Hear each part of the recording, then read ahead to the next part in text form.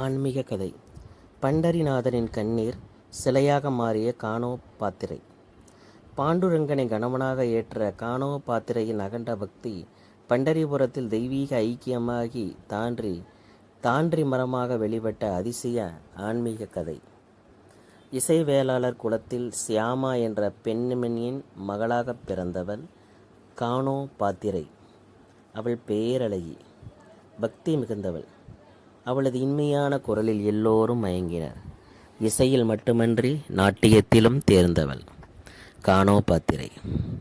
அவளுக்கு தன் குழந்தை பருவத்திலிருந்தே பாண்டுரங்கனை, பெருமாளுடைய இன்னொருடைய உருவம் பாண்டுரங்கன் பெருமாள், மிகவும் பிடிக்கும். அவளது பாட்டும் நடனமும்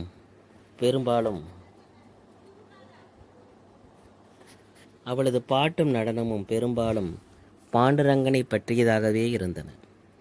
அவள் பண்டரிநாதனை தன் கணவனாகவே நினைத்து வாழ்ந்து வந்தாள்.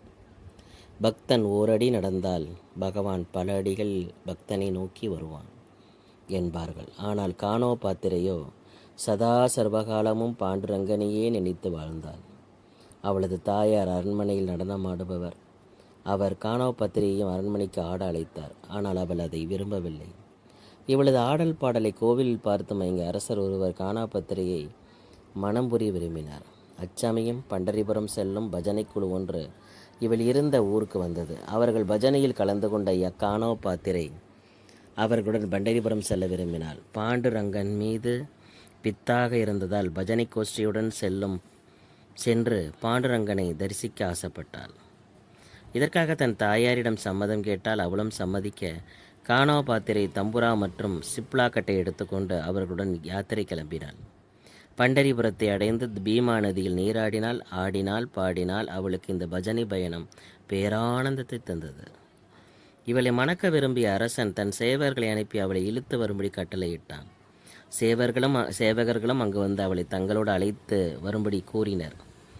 அதற்கு பணிந்த கானோ பாத்திரை, நான் ஒருமுறை பாண்டுரங்கனை தரிசித்துவிட்டு வருகிறேன், நீங்கள் வெளியே நில்லுங்கள் என்று கூறினாள்.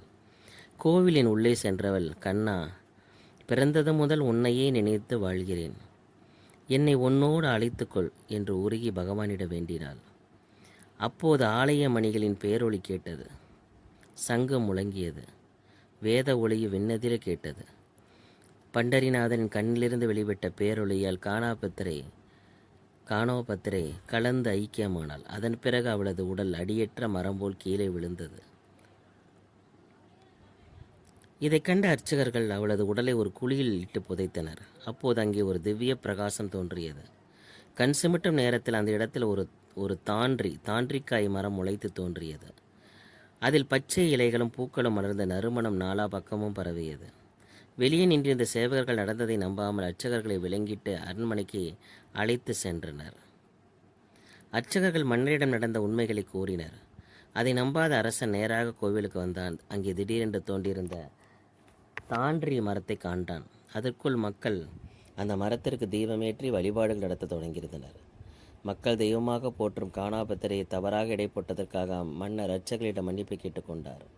மேலும் கோவிலுக்கு பொன் பொருட்கள் மற்றும் நிலங்களை காணிக்கையாக எழுதி வைத்தார். இன்றும் பண்டரிபுரத்தில் இந்த தான்றி மரத்தை காணலாம். இந்த மரம் உள்ள கோவில் வாசலை கானோ பாத்திரை வாயில் என்று அழைக்கிறார்கள்.